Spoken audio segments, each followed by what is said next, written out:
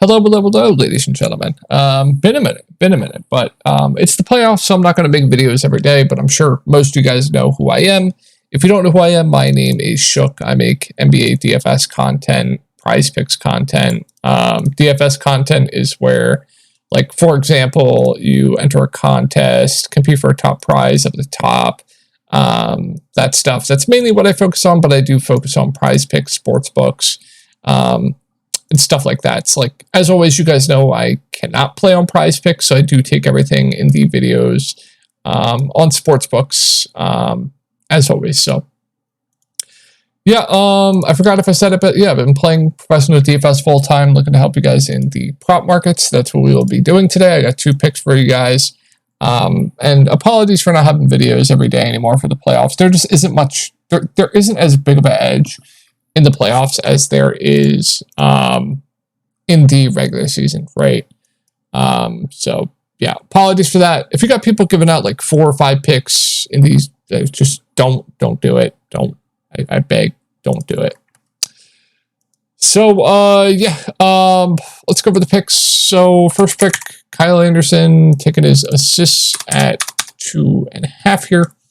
And let me explain why I like Kyle Anderson over his assists. So first off, minutes been upticking for Kyle Anderson. 17 minutes, 20 minutes, 17 minutes. I would expect that to continue for him.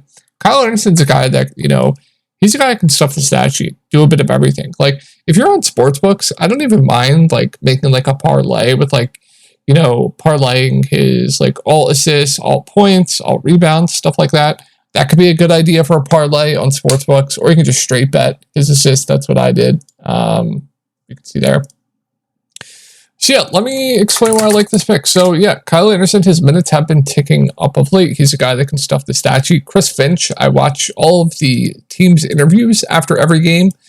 And yeah, he said in his interview that he should have played Kyle Anderson more last game. And that, you know, he's a guy that can create for others.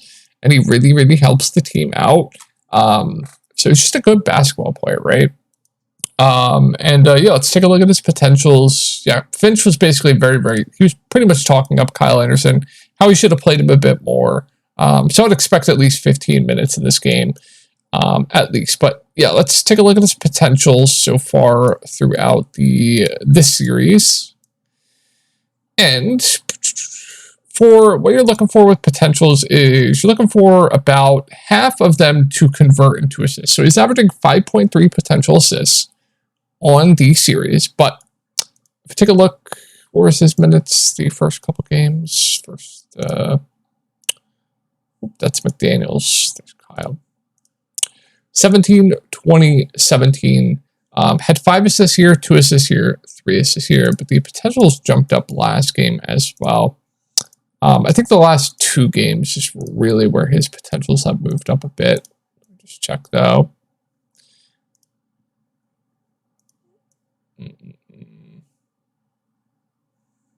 Yeah, 6 potential assists in his last 2 games as well. So once again, this is juiced on the over. I'm expecting his minutes to stay the same, if anything, go up. He's a guy that can stuff the stat sheet, right? If we're getting 6 potential assists from him tomorrow, we just need average shooting games from his teammates for him to hit this line, right? Finch talking him up, everything. So that is going to be the first pick. The second pick we're going to be going to is Daniel Gafford. We're going to be taking his points, or sorry, his rebounds at 7.5 here. And let me explain why I like this one. First off, Derek Lively's out. Now, they could have Maxi Kleber back. If they have Maxi Kleber back, I would assume Dwight Powell just wouldn't play. I would assume Maxi Kleber would just play backup 5. But Lively being out is absolutely massive for Daniel Gafford. Kleber, if he plays, I mean, he's been hurt. He's been out for a while. I don't know how much he's going to play. I would expect Daniel Gafford to play pretty much all the minutes he can handle here. And if we take a look at the minutes for Daniel Gafford after Derek Lively went down, he played 17 second half minutes. So I don't really think they have another option but to play Daniel Gafford pretty much all the minutes he can handle here. And if we take a look at his rebound chances in this series, we can take a look and see that A, B, C, D. Rebound chances right here. He has 12.5 rebound chances for this series so far, with him playing limited minutes. Limited minutes. Same thing with the potentials. You are looking for him to convert about half of those. He is going to get a huge uptick in minutes. Like, his rebound line with Lively healthy has been at 5.5, 6.5, only 7.5 here. When we're expecting him to play huge minutes, and he's already averaging what?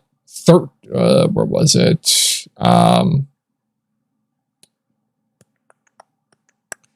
Close to 13 rebound chances per game. So we're going to need him at that like 14.5 to 15 rebounding chances per game here. Right? He's going to play under the basket, not like Gobert. On the Timberwolves side, they actually are using Gobert to trap blitz out to the perimeter. So that's why you're seeing his rebounding numbers go down a bit. But Gafford, they're not going to do that with, right? He's going to be under the basket. So yeah, the rebound chances, they're there, plus the uptick in minutes. No Lively, she'll play all the minutes he can handle. Matchup obviously isn't good, but I feel like the line's just a bit too low. So those are going to be the 2 picks. Hopefully you guys have a good night. And if you're looking for more in-depth content, if you ever need to get a hold of me, you can get a hold of me on Twitter. I'll have my Discord link down below where I have DFS content, props, all the good stuff. So hopefully you guys have a good night, and I will talk to y'all in maybe I make another video for the finals. We will see. But I will be back for NFL in a couple months.